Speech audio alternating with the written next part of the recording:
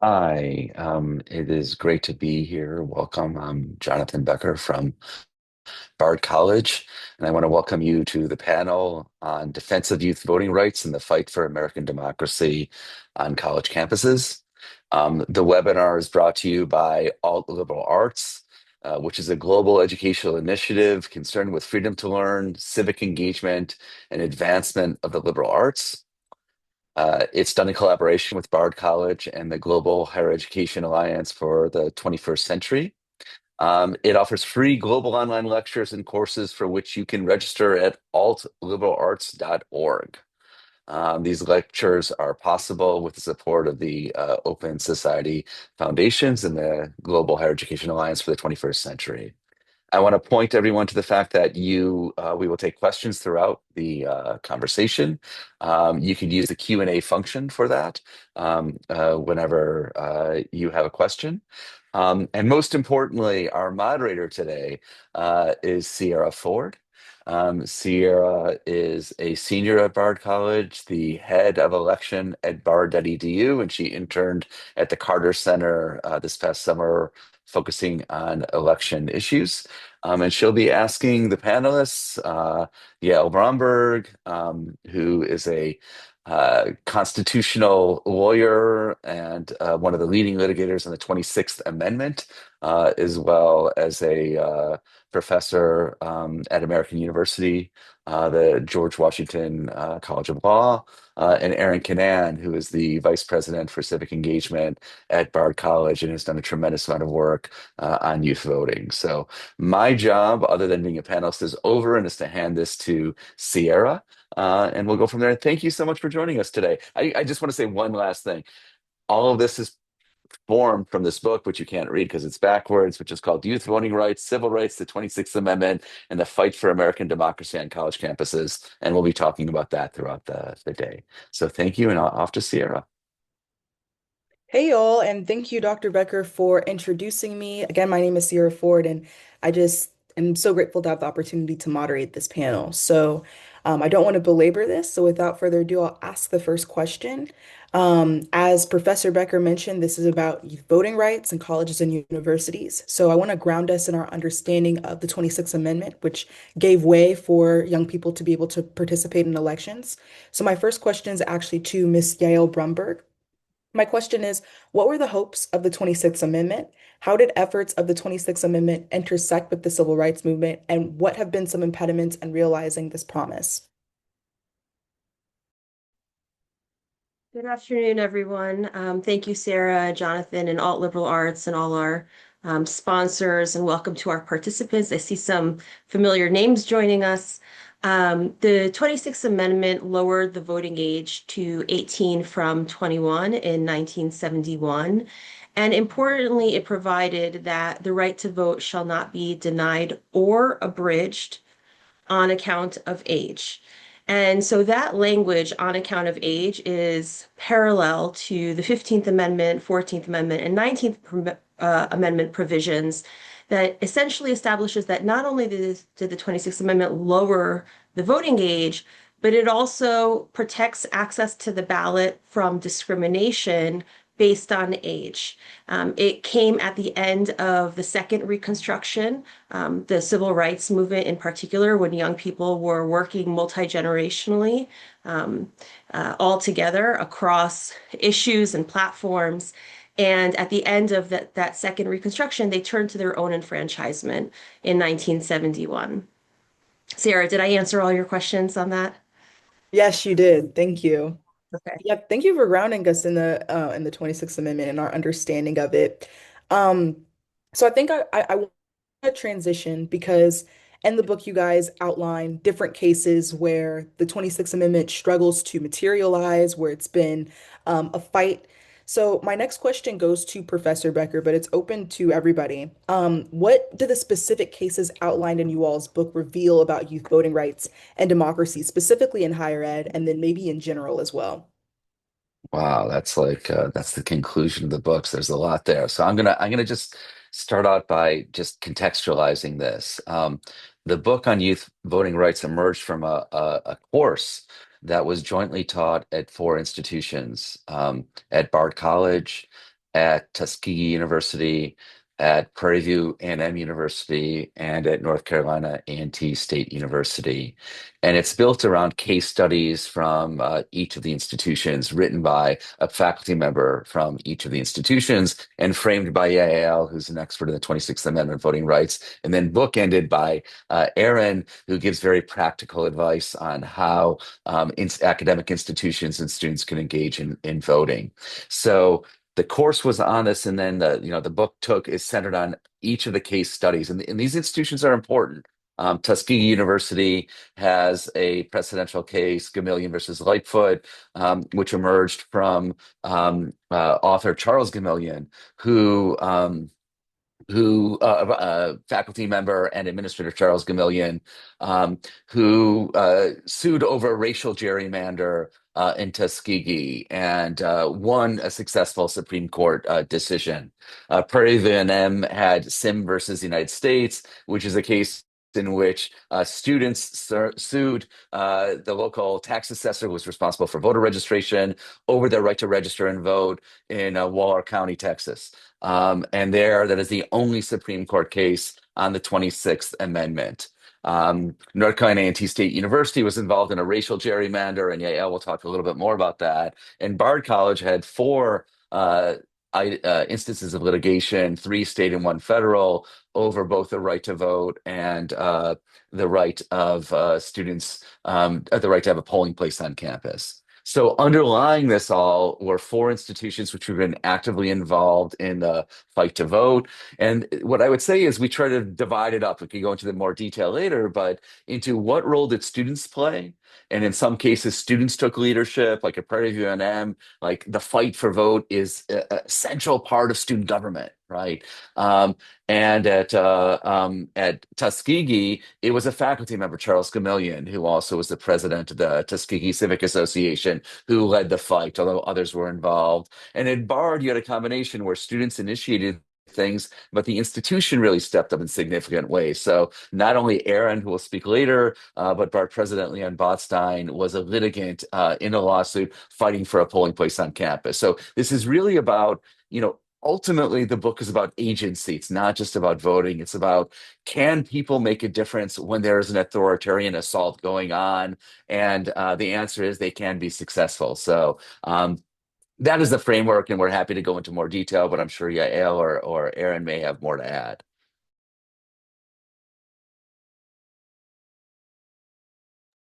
Yael, you go first. I think that Jonathan captured it well. We really focus on the role of civic actorship and responsible citizenry, whether it's on behalf of through the leadership of the students, the faculty, or the college administrators, and the institution as a whole, participation of nonprofit organizations as well as public interest lawyers, and how all of these individuals in each case study kind of appear, how they interact with each other. And it's not always a precise formula, but there is some general prescription with regard to the interaction and engagement of these civic actors and their roles, and importantly, as well as the way in which they work together. So if it's going to be via organizing, advocacy, litigation, or general public education. So for example, the Tuskegee University case study that was established in 1960 by Charles Gamillion, who was the dean there, as well as a professor. That was a really interesting example because it was the faculty at Tuskegee that were working towards voting rights with the support of the students. But importantly, they also engaged in the research and publication and tracking of voter suppression. And they were among the first they were actually the first witnesses to testify before the newly established United States Commission on Civil Rights.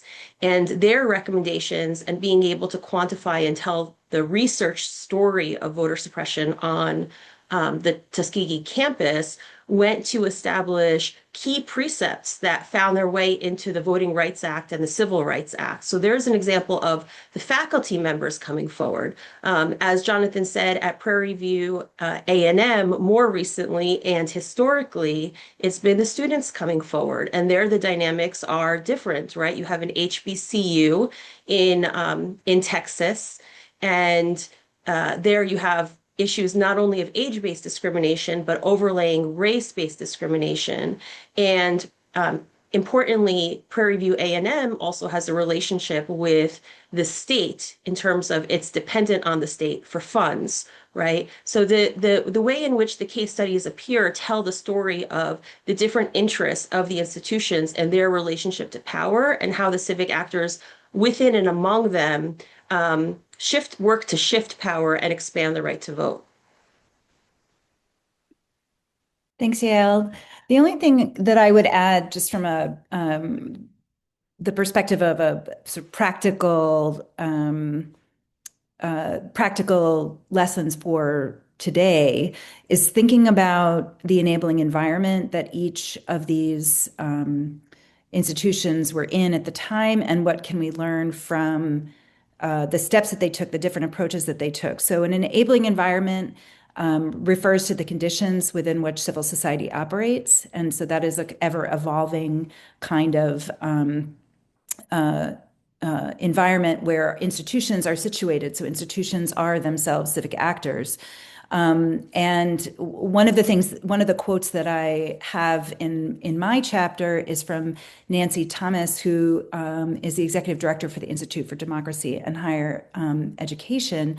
And she encourages institutions to that they might, although they might be reluctant to wade into political waters, she distinguishes between what's political and what's partisan, and that they are not interchangeable, and that senior leaders should reimagine the election season as opportunities to bridge differences and strengthen community and inclusion and improve political discourse. So recognizing that there are moments within an enabling environment where either the institution, leadership, students, or faculty can approach the questions around youth engagement, particularly around voting, as a kind of window into ways students can then participate or move into participation more broadly. I think it's interesting takeaway from a practical perspective is, how do I assess what is going on around me in my own environment, and then what can I take away as a potential first next step in understanding how I might approach or develop what I could do, or how I could influence what's going on around me around this particular issue. Can I add one thing here, which is just to build off of what Erin said, and Yael and I had the opportunity to see Nancy Thomas last week. It was great, and just the one thing we talk about, because alt liberal arts is committed to civic engagement and liberal arts education. I do want to say something, because many people associated with alt liberal arts were attended New College, Florida, which was a leader in terms of registering students to vote and in terms of student voting. And I want to acknowledge that the All In Democracy Challenge in 2020, they were the leader in Florida in both of those categories, which is fantastic. But the deeper issue is, do we consider there to be a link between higher education and democracy? And I think if you look at writing going back since before the founding of the Republic, from Ben Franklin, through to the Truman Commission to others, you see, genuinely a belief that there's a link between higher education and democracy. And that's what leaders often say. School, you go to a graduation ceremony, you talk, we were producing engaged citizens. Well, we think it's important to, walk the walk, and institutions and students demonstrated in this, that in the foundational of democratic rights, which is the right to vote, how they were activated to address this. But underlying this is, like, what is liberal education? And if liberal education is in part about the link between higher education and democracy, then encouraging students to vote and studying how people have earned and defended the right to vote is an important part of that education. I think what I'm hearing in you all's responses is that there is a responsibility for higher education institutions to facilitate young people's political participation, their electoral participation, that democracy and higher education, they're inextricably linked. And over the course of time, we've kind of seen more and more that institutions want to lean towards neutrality. And I'm curious if institutions can maintain a level of institutional neutrality while still facilitating students' political participation. Um, I think what we found from the case studies is that there are different ways for different institutions to operate. And so, even if, for example, there is some type of political dynamic where an institution is depending on state funding, it doesn't necessarily need to be the administrator who is in front of the charge. And also, they might be supporting the charge in other ways. So, not to presume that there's a lack of civic leadership. It just means that there are opportunities for engagement, but not for disengagement, right? And so just because you don't see something doesn't mean it's not happening, but everyone should be working towards what is clearly a rise in authoritarianism in this country. And Jonathan can also speak a bit about what he's witnessed and experienced abroad with regard to the critical link between institutions of higher education and democratic protection and their values. A lot of our work and in the book, we track the original creation of institutions of higher education in the United States and what their original charges and missions were to raise responsible citizens to move on and to fully engage in society and democracy as civic actors. It wasn't simply to train students at arm's length for the sciences or the maths or the liberal arts without engaging them in the process of adulthood and responsible citizenship. yeah, I mean, I would channel Michael Roth, who says all the hullabaloo about neutrality is a crock. And I think that's largely true. And especially, I don't think academic institutions should be neutral about democracy, right? We can argue about specific issues, but it's all of a sudden, 18 months ago, there was huge interest in the Calvin Report, which was written in the University of Chicago in the 1960s and was about the Vietnam War. Um, and um, and I think that's also a cover for disengagement on the part of institutional leaders. And I think fundamentally, that is educators, how are you supposed to educate students to be engaged citizens when you avert your eyes to the most foundational of democratic rights and to violations of the most foundational of democratic rights? So to me, I understand the claims about neutrality, but I also believe, while universities should not be weighing in on every single issue, I do believe there's issues which they should be committed to weighing in on. And now more important than ever. Look, for example, the Trump administration this summer prohibited federal work study money to go to spending on nonpartisan voter registration activities. Okay. And I agree, just because I think as Erin said, just because you're political doesn't mean you're partisan. We are educators and we're trying to educate future citizens. And there's also, a ton of data which shows that when people vote when they're young, they vote throughout the rest of their lives. So we're playing, as academic institutions, an important role, and I think just structurally, so those, as you read in the book, that all colleges and universities are meant to make a good faith effort to make voter registration materials available to students. But an email to students, in the United States, registration is the real difficult thing, right?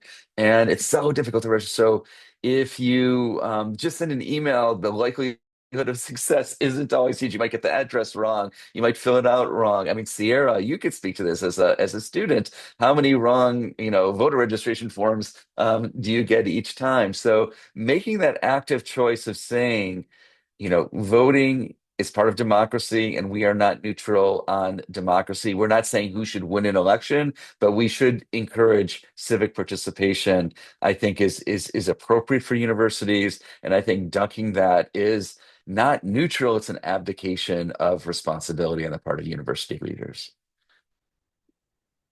I would just add one thing, just from a practical perspective. If we imagine many students who come into college are young voters, so they're somewhere between the ages of 18, maybe, and 26, somewhere in there, and many of them are first-time voters. Some are voting in a community in which they grew up, and some are have moved and are in a new environment.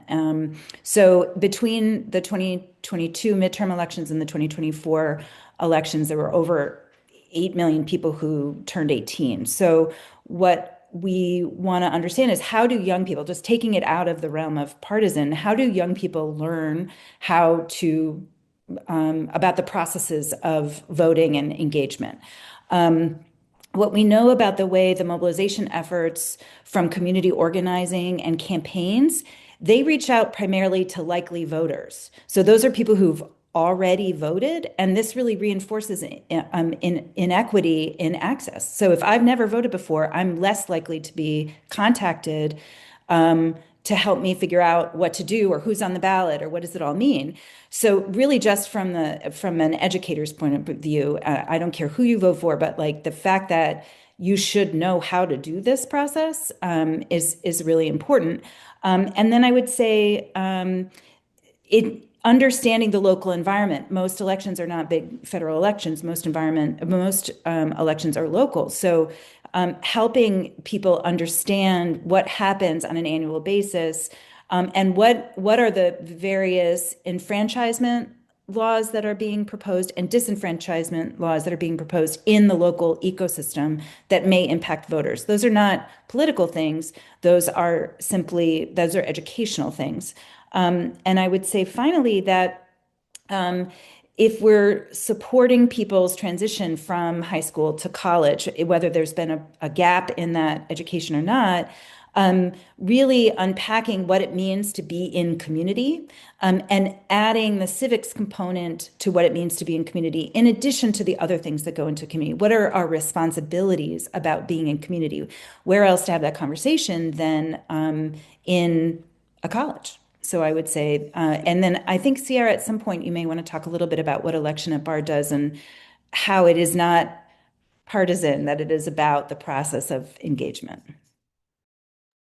Can I Yeah, add one little thing? Sorry, absolutely. just while I remember, because in addition to the three actors we talked about, there's other actors, which are folk like Yael, who worked with Bard when she was with the Andrew Goodman Foundation, or Common Cause, or League of Women Voters. And it's really important to note. I just want to make clear that it is often in partnership with other actors who might be involved in encouraging voting, like All In Democracy Challenge, or it might be involved with those who are defending voting rights, like Andrew Goodman Foundation, Common Cause, and others. So that's an important part of the dynamic on university campuses, because not university knowledge of what goes on is limited, and there are people who are actually experts in this field.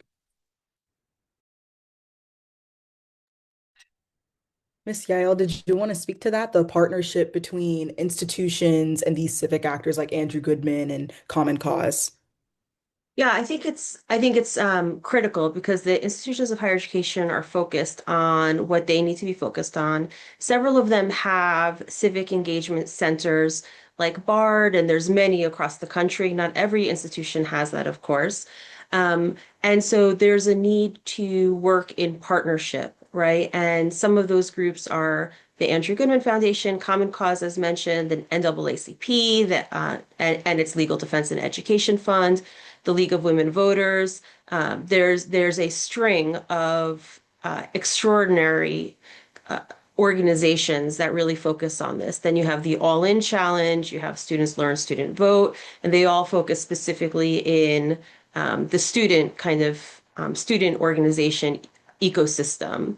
Uh, but Jonathan's right. I mean, for me, I teach election law and the political process, and I practice democracy law. And one of the most engaging things that I get to do is represent colleges like Bard College or a variety of organizations or young voters when I'm doing kind of this lane of my work.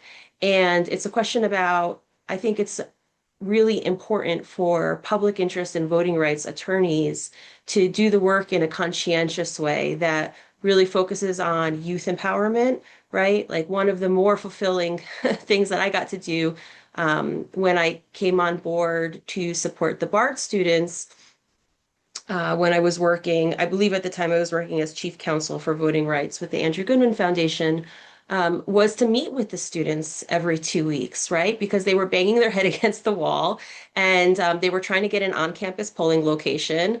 After generations of different forms of voter suppression, which we can talk about what those forms look like later. And they were kind of reaching an impasse because the institution did what it did. Look, we have such engaged faculty and administrators from Bard College, for example. But there was only a certain degree in which the students can go. They were incredibly trained. They were empowered through the process. They went and they advocated before the school board of elections. They went and advocated before the city, the town of Red Hook. And they did as much as they could, really. And the goal, I think, is actually not engaging in litigation, is in avoiding litigation. And there's really great ways in which legal tools can be used strategically to avoid litigation and to support youth-based organizing. But when litigation becomes necessary, then that's where you are. And the most effective forms of litigation is, again, I was talking about the theory of change earlier, is when you have attorneys that are specifically working in a way in which empowers the organizing base, the advocacy base, and the public education base. Because there are a ton of attorneys that are experts in litigation, and that's just what they do as their craft, is just litigation. And they can be very effective. They can get actually a win in the courtroom through that process. But, the real question of a lawyer, and this is, I'm quoting Arthur Kanoy, is the impact of the victory on the people that you're representing. If I lose in court, what happened, which for reasons outside of my own, what happens to the people that I'm representing? What happens to the organizing community through that process? Are they galvanized? And even if I win, critical for the organizing community to be galvanized through the win, right? Because I could win and then nothing actually happens out of the win. So there has to be this kind of conscientious integration of all these factors, I believe, in terms of an impact on democracy.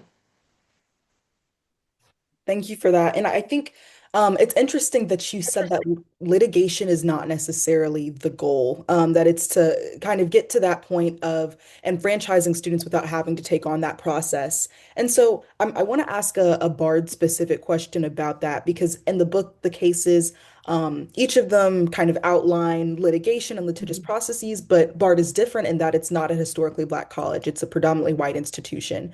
And so I'm curious, perhaps Professor Becker, you can speak to this. What is different about Bard's case? Why did it have to get to litigation? What were some of the kind of issues that arose in enfranchising the student body? Yeah, so thanks, Sarah. So first of all, it is interesting that we start in the book and in our course by looking at cases in historically Black colleges and universities where things, at Tuskegee University, there was a gerrymander of the city, which both removed, Tuskegee Institute, then Institute from the city, and something like 410 of 420 Black voters, and not a single white voter was removed from the city's geography. And it was we see thanks to Yael, you see the map on the left of this gerrymander, and on the right you see North Carolina in 2016, where the campus was divided on Laurel Avenue, divided in two, and that diminished the political power of the Black voters, but also meant that if you're a student, you move from one dormitory to another, you might have to re-register to vote, which is really, really super difficult. For Bard, for me, it was really interesting. I had spent time in Ukraine and Hungary and Czech Republic after the fall of the Berlin Wall, promoting democracy, human rights, values. of democracy, I thought, and came to Bard in 1997 only to learn that the leaders of Dutchess County, the Republican election commissioners, just systematically refused to register Bard students to vote. Um, and what was interesting there is this, and thanks again, you see this residency questionnaire. Students were asked questions like, how long have you lived here? Where do you intend to live after graduation? And things of that sort. And what was fascinating about that was the questions were the same as in Waller County, Texas, way back when they ended up winning a Supreme Court case saying a targeted questionnaire is illegal and unconstitutional. So what was going on in New York was the leaders, the electoral leaders were ignoring the law. And they also ignored precedent in New York State, in which the same issue had been litigated in at SUNY New Paltz, which is about 45 minutes from Bard. So for me, it was like this strange moment where these students were saying we're not allowed to register to vote, and I was like, oh, how is this so? And I had lived abroad most of my adult life, so I'd never voted in the United States. I'd always voted absentee. I didn't really initially understand how important it was. But here we get the other thing. If there's two major themes about voting in this, it is one, the historic link between race and voting, and another part is about the intersection of political power and voting. So in Dutchess County, it was a concern that the county, which had been Republican for many decades, and the town of Red Hook, which had been Republican forever, as far as I understand, were at the teetering point. And we saw similar things in Tuskegee. It was, you had uh, a member of the administration of Tuskegee University ran for school board of the county, and that was in 1954. It was in 1957 that you had this gerrymander, which basically removed all the black voters from the city of Tuskegee. So, in many cases, in some cases, we see race as the defining factor, and in other cases, you see political power. Whereas here, it was concerned about that. So, the history of Bard is it goes on, but it is of people just ignoring the law and trying to disempower a group which they do not want to be engaged politically. And that is where the students' own activism, and I think of people like Michael Chaminez and Monica Elkington, who have all gone on to, as the IO, I think, to really important lives in political engagement, that was carried on by the institution going forward. Now, there's another phase about that, which is about polling places on campuses, and maybe we could talk about that later. But I want to, it is interesting to see and maybe Yael now could talk about the second Reconstruction and how youth and race came together, perhaps. With Sierra's permission only. Yes, of course. I also want to encourage the audience to be filling up the Q&A with questions as well. But yes, I'd love to hear that, Miss Yara. Okay, great. Well, this is one of my favorite slides to share. And this is essentially, I think that especially where we are today as a society, it is really helpful to have this at the forefront as a touchstone, is studying the processes of democratic expansion and renewal and contraction, right? That we've experienced in this country. So we had the Civil War. After the nation's Civil War, ratification of the 13th, 14th, and 15th Amendments, right? A bundle of ratifications were of constitutional amendments that were passed. Then, of course, the 19th Amendment lagging behind in terms of women's suffrage. And during the nation's second Reconstruction, essentially the Civil Rights Movement, through that process, that Reconstruction started with the presidential decision of Brown v. Board of Education, outlawing segregation with regard to access to public education, and then expanding to beaches and pools and other public spaces. We saw a renewal again of democratic vitalism, right? And that looked like the civil rights movement. And through that process, we had another bundle of constitutional amendments that were ratified. The 24th Amendment, the 25th Amendment, and my initial legal scholarship argues that the 26th Amendment needs to be seen within the Second Reconstruction itself. Traditionally, the Second Reconstruction is considered as ending in 1967. Famous Southern historian Van Woodward kind of put that forward, but I would argue that actually the 26th Amendment should be a part of that concept in 1971, or at least a natural expansion and an integral part of the second Reconstruction. And so what you see throughout this process is political and physical violence within the nation, right? Essentially civil wars, an outright civil war in the late 1800s, a type of a civil war, although we don't really call the civil rights movement a civil war, during the 1960s.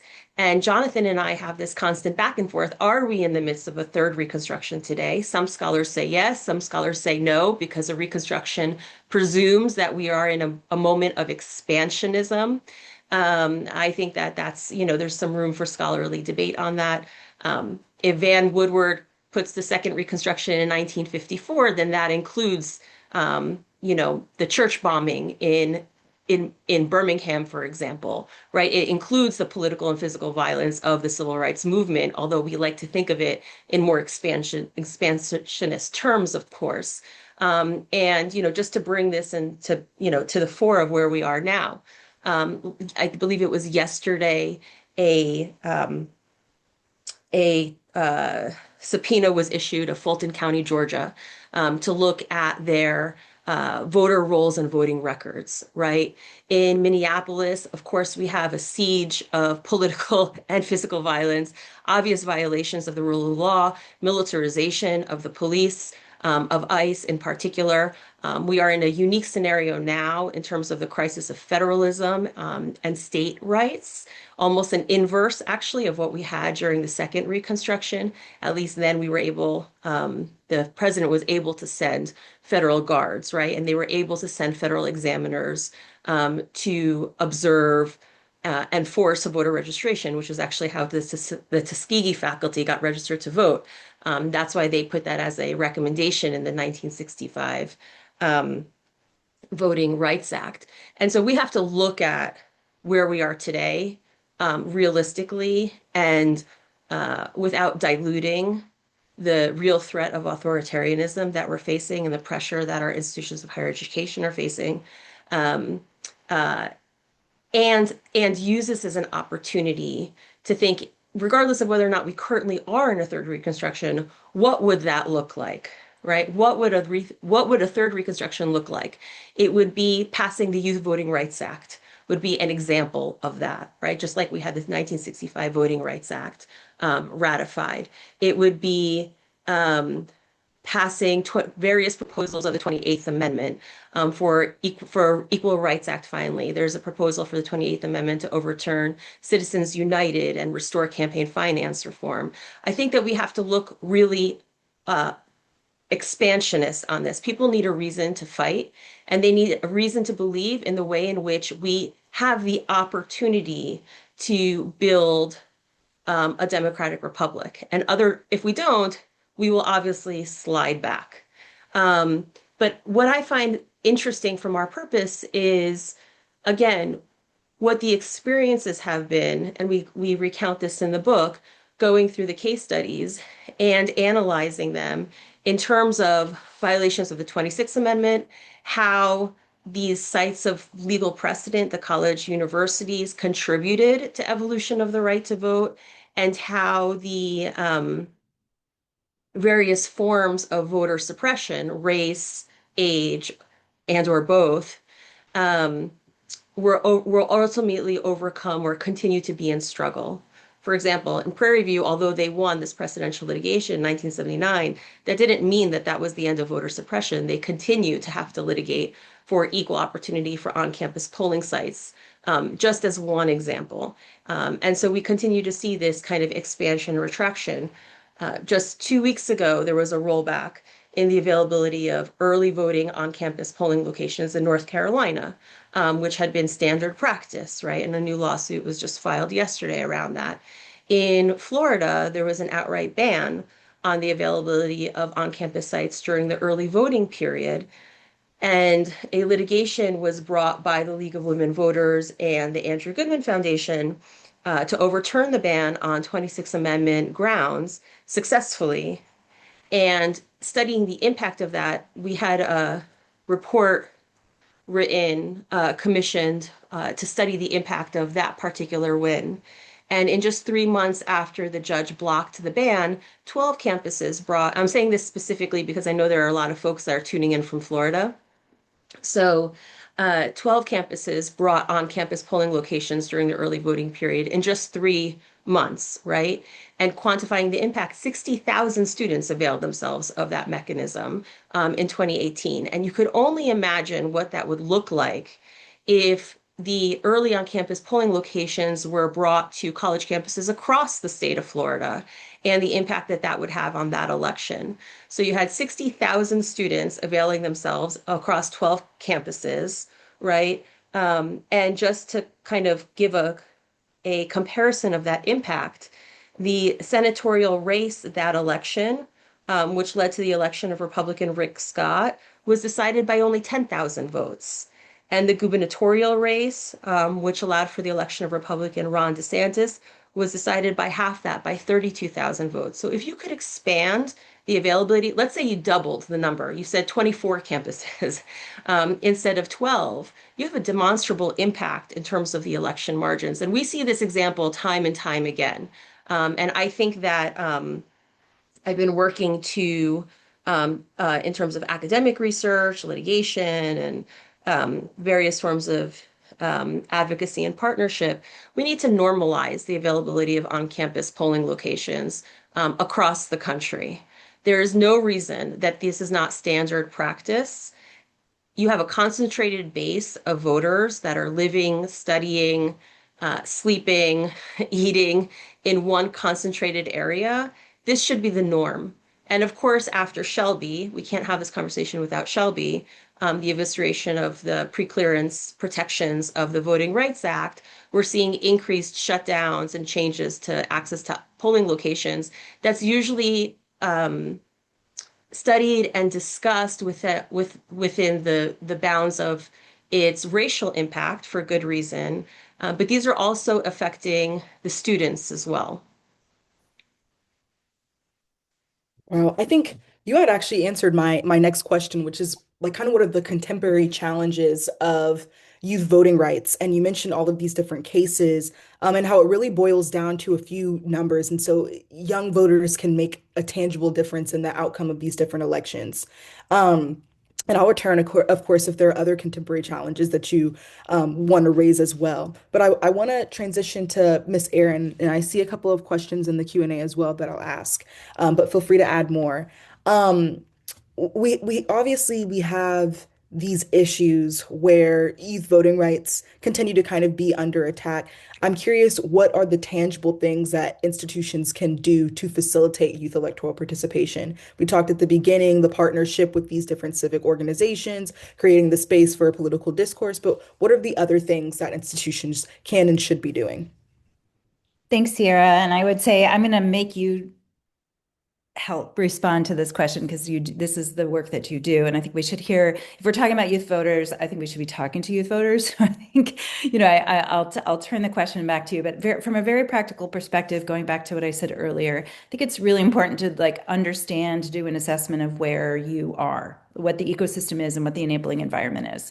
Not every institution can do this at the same level as the institutions that are represented here, and not everyone has the resources to do it. That doesn't mean that things can't be done. And the sort of basic things that need to be done are, you need to get students registered to vote. It's actually, it's a requirement. Colleges are compelled to figure out how to get registration forms in front of students. How active you are in that process is what I think part of what we're talking about here, that we are saying that institutions have an obligation to be extremely active in the process of getting those voter registration forms in front of students and educating them on what to do with them. Then we have to think about, how do we interest voters and get students out to the polls? Those are the basics of what we have to do to engage students. So one of the first things that I say institutions need to do is really think through, what is the environment? Do you know what laws are being put in front of your state legislators, and do you understand how your local board of elections works? Getting down to the basics and really understanding that. Who in the community is already doing this? There's a question about are there organizations that I guess are more conservative who are doing voter registration? And certainly parties and community organizations related to parties, maybe some faith-based organizations are doing this kind of work. So I think it's sort of understanding what's in your local ecosystem is really the most important and most critical. I think sometimes we turn to sort of national organizations and really what are the chapters of what's happening in the local environment. And how much of a challenge is it? Can you use your student ID to demonstrate that you're a voter, or are no IDs required? Really, that I think getting the baseline there. And then just getting voter registrations in front of students. So Sierra, can you talk a little bit about election at Bard? I think I'm gonna turn into the moderator here, because I think what we don't do, we need to change the narrative around youth. I think that there's a kind of Gen Z disengaged, where there's a kind of narrative emerging, and I don't know why or for what reasons, sort of TikTok generation.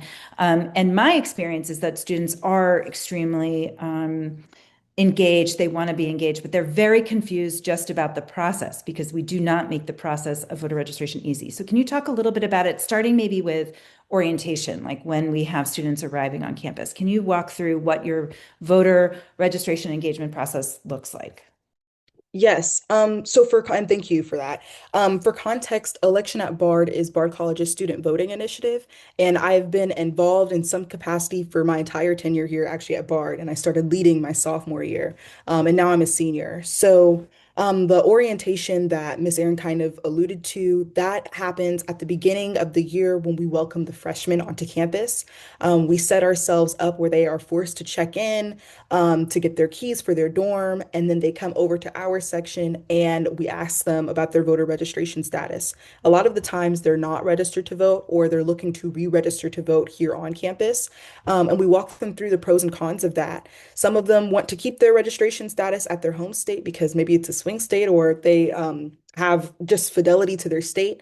But a lot of the time, students find it easier to vote on campus because Bard College is one of the few institutions that is blessed enough to have an on-campus polling site, which is a large pull for our students. So we start with that and we get upwards of 200, 300, whatever the case is, voter registrations, and we file that for them. These are paper forms that we file and we mail off for them. And we have a great relationship with the Dutchess County Board of Elections. So we're able to coordinate with them and get an updated voter rolls and check and cross list our own list to make sure that students are registered to vote. If they're not, for whatever reason, if there was a mistake or whatever the case is, we then follow up with those students throughout the year to make sure that they re-register with the correct information and then go from there. This is not without challenge or issue. Every year there's some kind of issues that happen. Students fall through the cracks. It happens. It's a very tedious process. Some students don't respond to their emails. Um, and a lot of the times, I think what happened this past election with the more local elections is that a lot of students were excited to participate, but they thought that they could vote for the New York City mayoral election here on campus. And so that reveals to me that students are, I believe, civically motivated and civic minded, but they don't have the complete tool set to kind of put that into action. And so that's where I think education steps in. And my organization, that was like a learning curve for us, is that we need to do more peer-to-peer information sessions about how to fill out a ballot or like what does it mean to vote in a certain jurisdiction. And so my heart broke for those students, but it definitely was a learning lesson to move forward with. So I think that's where Election at Bar, the student voting initiative, kind of steps in, and it's incredibly important. I think it's so valuable, and students value it, the peer-to-peer connection in terms of registering them to vote, knowing our faces on campus, and knowing that they can come to our office hours that we have on campus and help them with whatever their electoral needs are. So thank you for passing the mic to me, Miss Erin. We can transition to, I know you kind of touched on, Ms. Erin touched on this question from Peter, what are some of the conservative leaning voting advocacy organizations akin to the League of Women Voters? I don't know if somebody wants to add on to Ms. Erin's response, but I'll react. Yeah, I'd like to say two different things. So first of all, I don't, it is often the case that there's a view that college campuses are bastions of liberalism and that the students will all vote liberal, and therefore that's why communities don't want them involved. And I want to address this on like two or three levels and then talk about the organizations. A great question, Peter. So first of all, that's always not always true. I was with some folk last week, and Liberty University in, I think it's Lynchburg, Virginia. They have a significant weight in that community when they register to vote. Sierra pointed out to me that University of Georgia in Athens, that there's a more conservative student community than there might be a town, and that is just something that one has to accommodate. Hillsdale College, I was just Googling because I get letters from the president of Hillsdale, who preaches civic learning and then always begins like, I'm a Soviet person who studies the Soviet Union. And in the Soviet times, you always began whatever you wrote by talking about how great Lenin was and conclude with how great Lenin was. Well, he talks about how great civic learning is, then begins by talking about how great Trump is, which makes it a little bit difficult to swallow. But they encourage their students to vote locally. So one thing is, this is not just a liberal conservative thing. And I would say, despite that, so why should students vote locally? That's an important question. We argue that students are invested in their community, right? Many students, they don't know where they're going. If you look at the questionnaire and one person is asked for them, we'll provide, it's also in the book, by the way, which as I noted before, we're trying to sell books, but of course you can download for free. That's a great thing about this. You can use it as a teaching tool. It's an open educational resource. But the point is that students don't know where they're going to leave after they're studying. And their parents move, and this is where they identify at home. At Bard, many students vote where they're from, and many students vote here. And we encourage students to be, wherever they are, as Erin was saying, invest in their community. And there's no reason why a student should live here, work here, study here, volunteer in local schools, and not being able to vote here. So that's neither conservative nor liberal. It's an educational issue, because we're educating people to be engaged citizens, and that is how that they can vote. Now, as far as organizations are concerned, look, it's complex. Turning Points USA advocates for youth voting, and they were somewhat successful. They seem to focus, as far as I can tell, more on high schools than universities, but they want folk to vote. The real danger, as far as I'm concerned, and this is the battle. This is just to get back to where Yael and I have a difference of opinion. I am darker. My view is more pessimistic. I believe we are in a second redemption. I believe there was a successful second Reconstruction, which allowed African Americans to vote, which allowed youth to vote, lowering the voting age, removing the poll tax. That was all part of this democratic expansion. And I see us now in a period of stripping away rights of citizens. And there are groups, the Cleta Mitchell's Electoral Integrity Network, they are putting in barriers which really make it difficult, especially for young people to vote. Why? Because the United States doesn't just have a voting problem, we have a voter registration problem. And Erin was talking about that. Registering to vote is not easy. We're a world laggard in youth voting because the process of registering isn't easy. And especially if you're not living at home, it's difficult. You not only have to if you have to show ID, and oftentimes there's discriminatory practices. A student ID issued by a state institution doesn't count, but a gun permit might, right? You have to order an absentee ballot, and it's a very defined period. You have to mail in the absentee ballot in a defined period. You have to know, as a young person, how you mail a letter, which isn't so easy for people who are used to texting and Snapchat and so forth. So all of these are sort of invisible barriers, and groups like the Electoral Integrity Network are trying to eliminate pre-voting. They're attempting to, as Yael talked about in Florida, not have polling places on college campuses, right? And they're attempting to put in as many barriers to political participation as possible, often rooted in the false claim that there is a problem with voter integrity. And let's be very clear: if the myth of the righteous act of the South was the founding myth of the first redemption, which came after Reconstruction, when they stripped away all the powers of African American voters, and removed African Americans from electoral office throughout the South. Then the myth of this redemption is that the 2020 election was stolen, and therefore we need to implement all of these rules and regulations to strip people of the capacity to vote. And there are groups which are trying to do that. The attack on Georgia is part of that. It's part of building the narrative that there is a problem. I will point out that there was a fascinating study from Utah the other day, which came out, where they went back and looked at their rolls to see how many illegal citizens were voting, not immigrants, people who were non-citizens voting. They found one person, and that one person didn't even vote. They were registered. So you hear these numbers thrown out. We have all these people. You need to peel back that. The New York Times referred to a study of nearly 50 million people, and it was like 0.001% might be registered. And people might be registered by accident through motor voter rules and other things, but then they don't vote. The question is, are they voting? And there's zero evidence to support that. And yet it is being invoked for rules and regulations which will attack the capacity of people who are poor and maybe not have a passport, and young people who may be more mobile than others. So there are conservative groups who encourage youth vote, but at the same time, there's far more conservative groups who are attempting to create barriers to participation, which fall, unfortunately, heavily on youth voters, especially people who haven't voted previously. But this is the hope, right? Like the fact that there are Republican organizations that are saying young people should vote is something that is unifying for both sides of the aisle, across the aisle. And that is consistent with the history of the 26th Amendment, which was hugely cross-partisan, quickest amendment to be ratified, signed ceremoniously by Nixon, championed by Barry Goldwater, right? Passed the Senate unanimously, passed the House just shy of unanimous, just out of 401 to 19, I believe the number is. And so that actually is, yeah, 401 to 19. So that is an opportunity, right? When Ruth Bader Ginsburg was bringing her equal rights litigation to expand women's rights and to overturn gender-based discrimination, how did she win the hearts and minds of the court and establish positive law?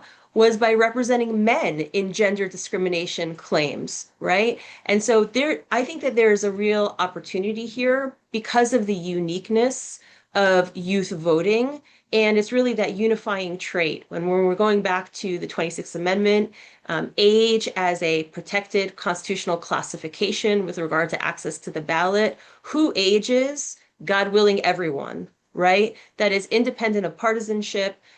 You age over time. It is a unifying aspect that everyone can get behind. Republican parents don't want their students, their kids, to be victims of voter discrimination. Republican youth don't want to be victims of voter discrimination. And so this is where, I'm going to go on the optimism, because if I don't have the optimism, then there's no hope, right? And there was a question that was raised by Sadia, I believe, which is, what can institutions of higher education do? Look, we have administrators and faculty from institutions of higher education, but I can say and chime in on that is that this question of hope. We need hope in order to propel us towards action. We need a vision of what we're working towards, and we need people and positive partnerships to engage in that process, right? And if we don't rekindle that hope and that vision, then we might as well not do anything, right? And then we fall into the camp of for example, there's this great statistic that I have. 18 to 24-year-olds, their voter turnout in 2024 was only 47.7%, meaning roughly 52.52% did not come out to vote at all. 52% did not come out. That's a signal of hope, right? Of lack of hope. It is also, there's also an aspect there of voter suppression, lack of engagement with election mechanisms, all of that. But we really need to kind of tap into this vision so that people have something to be voting for. And when you compare that figure of voter turnout, 48% of 18 to 24-year-olds turned out to vote in 2024. What is the rate for 65 plus? So you have 48, 65 plus, 75%. That's a 27-point margin. So if we could just start to work to increase the youth participation a little bit, and this is not about, again, it's not about partisanship. It's about having a reflective, values-based democracy. And if we believe in a democratic philosophy where every vote counts and every eligible voter should participate, that's the ethos of democracy, right? Rule of the people, then we should be working to narrow that gap. And again, I look at the promises that were offered with regard to the 26th Amendment, because I think it offers a cross/nonpartisan, cross-political way of engaging in that process.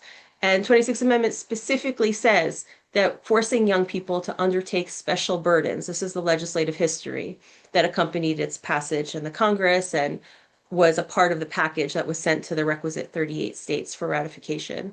Forcing young people to undertake special burdens, such as obtaining absentee ballots or traveling to one centralized location in each city, i.e., an off-campus polling location. They contemplated this in 1971. To exercise their right to vote might well serve to dissuade them from participating. So and it goes on, and might account to a violation of the 14th Amendment and evade the purposes of the Voting Rights Act of 1965. So what are those special burdens? Voter registration impediments, which we described, lack of access to on-campus polling locations, strict voter identifications, campus gerrymanders, and there's this, when you look at the rates of the provisional ballots, that is a good indicator of what is happening, right? Because if you show up to vote and you're given provisional ballots, it means you're a good faith voter. Everything that you did didn't work to actually, get you on the roll so you could vote by machine. Disproportional rejection of provisional ballots cast by young people, even like drastically more when you compare to other age cohorts and even based on different race cohorts, drastically. And in 7 states, it's a prima facie discrimination. To vote by mail. You can only vote without an excuse in 7 states if you're 65 plus, but you have to offer a narrow list of excuses if you're below 65. That's in current litigation in South Carolina and did not go positively in prior litigation, the Fifth and Seventh Circuits. But it's still a very much a live issue. So again, it's the opportunity, right? There's an opportunity gap for curing and overcoming these special burdens and framing them in just a simple democracy agenda that is beyond partisanship and beyond politics. And so if you have an intransigent state legislature, you can get an on-campus polling location by building relationships on the county level, right? We're not going to get passage of the Federal Youth Voting Rights Act, but we can start on the state level to start to build positive templates. The Youth Voting Rights Act offers a template for what can be passed to overcome these special burdens. This is a huge opportunity gap for democracy. And we can work on, depending on the politics that an institution of higher education finds itself in and its college communities, on either the local, state, or federal level to engage. There are positive opportunities for democratic expansion on all of those levels. I wanted to touch base on just one thing, which is and Sadia offers a great question. You could all see a Q&A. And Sadia is wonderful herself. She was a litigant. She worked with the election at Bard. So shout out to Sadia. Is that I While I am pessimistic about attempts to suppress voting, I am optimistic about resistance and resilience. And to me, one of the great values of this book is it shows 4 cases of institutions fighting successfully for democratic rights, right? Charles Gamillion at Tuskegee, his fight for the rights of Black Americans to vote um, went on over 25 years, right? And he was ultimately successful before the Supreme Court, successful in terms of expanding the franchise.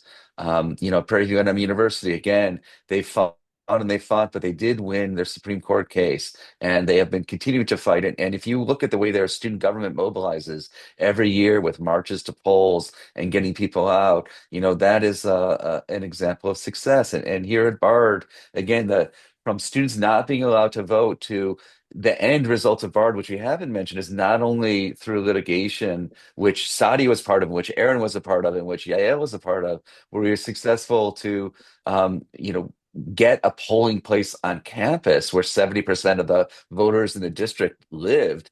But also, we helped New York State pass a law which gives colleges mandates that colleges have the right for a polling place on campus if they have 300 or more registered voters.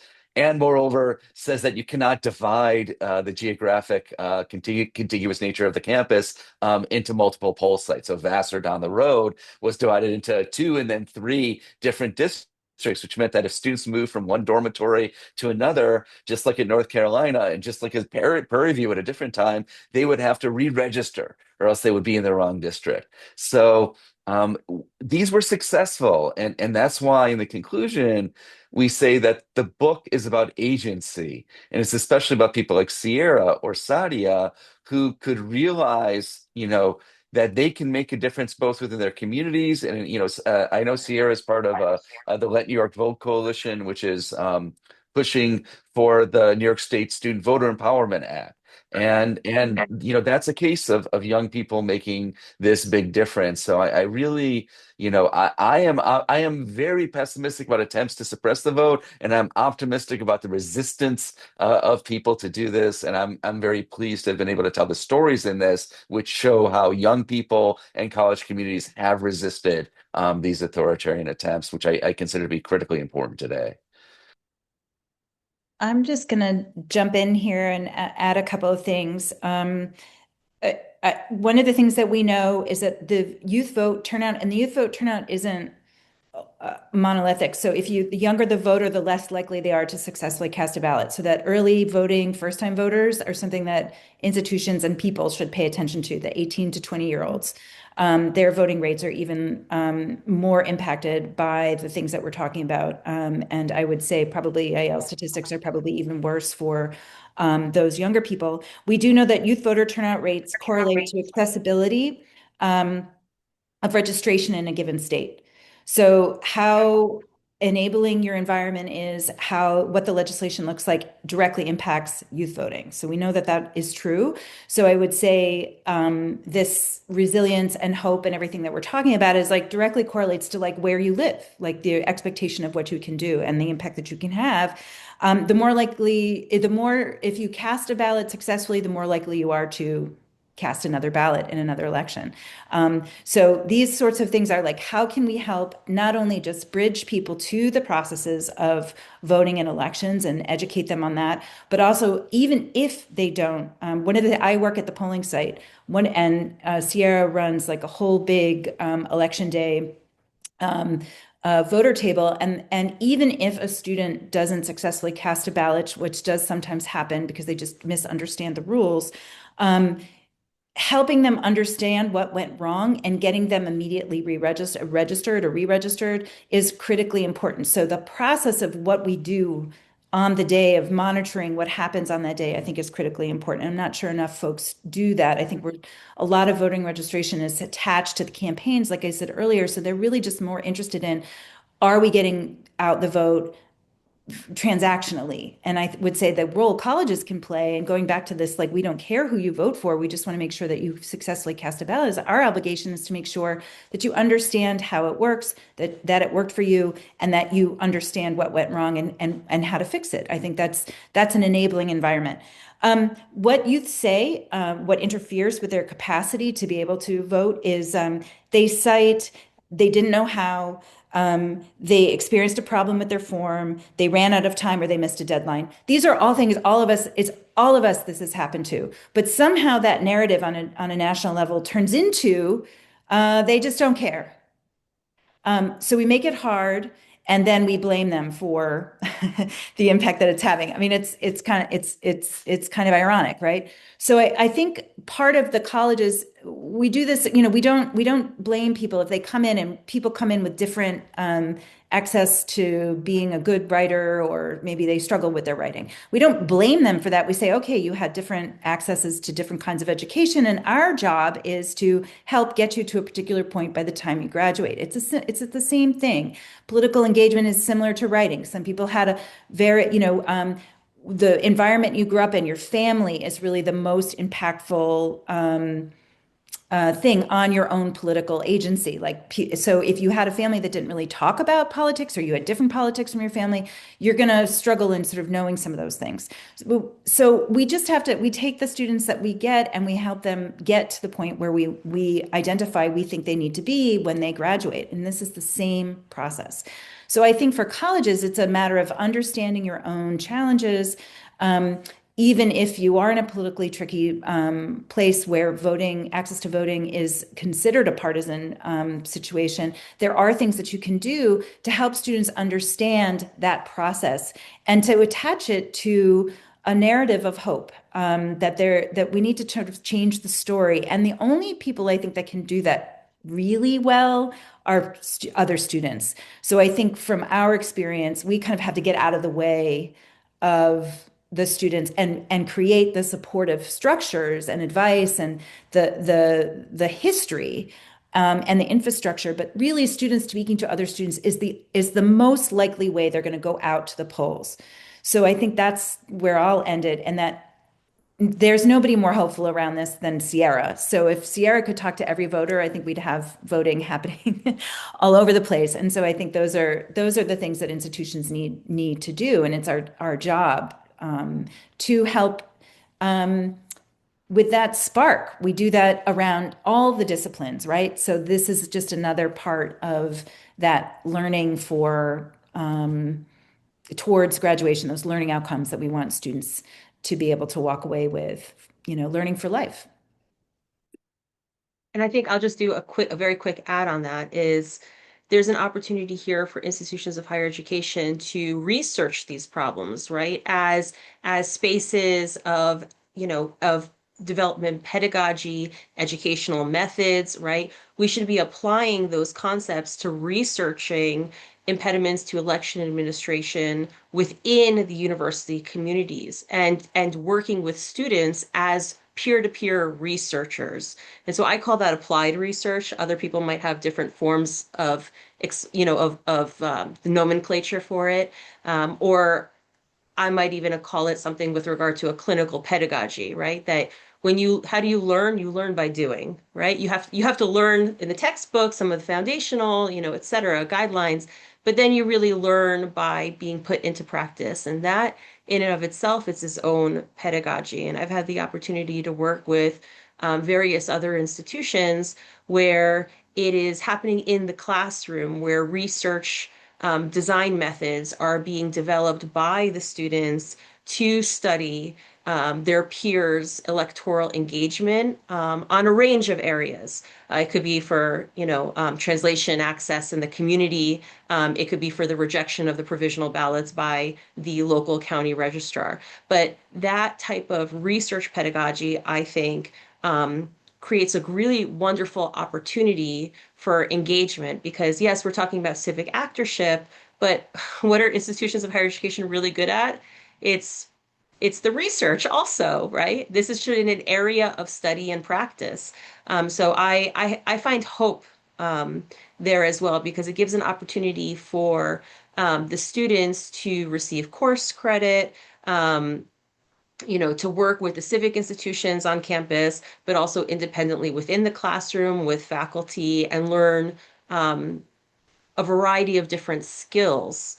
And what is that? That goes back to what we were originally saying is when the students are empowered through the process, and this is not just about the organizers, right? The student organizers that are natural organizers. When we're building organizers and civic practitioners, we're creating them as well and empowering them. They go on to do incredible things. So another really huge theme out of our case studies is what happens to the students that are engaged? They go on, they become judges, like Jonathan was mentioning earlier. Some go on to become civil rights lawyers. Others become leaders in their various fields. I've seen students go and they're excelling in business, truly excelling, because they're learning the raw skills by doing and by studying and being supported in this like multi-dynamic way as they're being incubated as students during their term of higher education. So I think I'll leave it at that, but I really just, this really hits hard on what the purpose of higher education is, and how to leverage that mission and the opportunities there for building and defending democracy. I think this is an excellent place for us to actually wrap up. And I just want to say, like, I really appreciate the insight and how robust the answers were from the panelists. And I truly do hope that this conversation advanced to everybody's understanding of youth voting rights, especially in colleges and universities within that context. So I love what Miss Yael said about having hope. I align with that deeply, as Miss Erin alluded to. So let's walk away from this conversation having had some hope about the state of youth voting rights and knowing that everybody has a stake and youth participating. So if there's nothing else from any of the panelists, I think we can, yeah, Professor Becker. Yeah, I just think we have to, where we should thank Alt Liberal Arts for hosting us and point out that, their webinars will continue in February, and they have a series which focus on the use of AI to attack freedom to learn and democracy. It's Dr. Jacob Udu Jacob, who's the founder of the Global Democratic Center for Rehumanizing Democracy, which is based in London, will share his research on AI, and it's called Survival Curriculum for the 21st Century. This is a really critical issue for democracy in the globe, and it's on Monday, February 9 at 12 p.m. And you can register at altliberalarts.org, and it's free of charge as always. And Alt Liberal Arts is a wonderful organization. There are people who show resilience in the face of huge challenge, and we're really thankful for them for hosting us today. It's very generous of them. Thank you. And with Thank that, we you. thank our audience, and thank you all. And you can find the book I posted. You could also Google our names online at De Gruyter Brill. You can either order a copy or you can download it for free. And we'd love you to use it, and we'd love the educators here to incorporate it into their classes because we think it has some really wonderful lessons about people like Sadia and Sierra, who are the heart of what we do. So thank you so much, and we'll see you at next Alt Liberal Arts next event.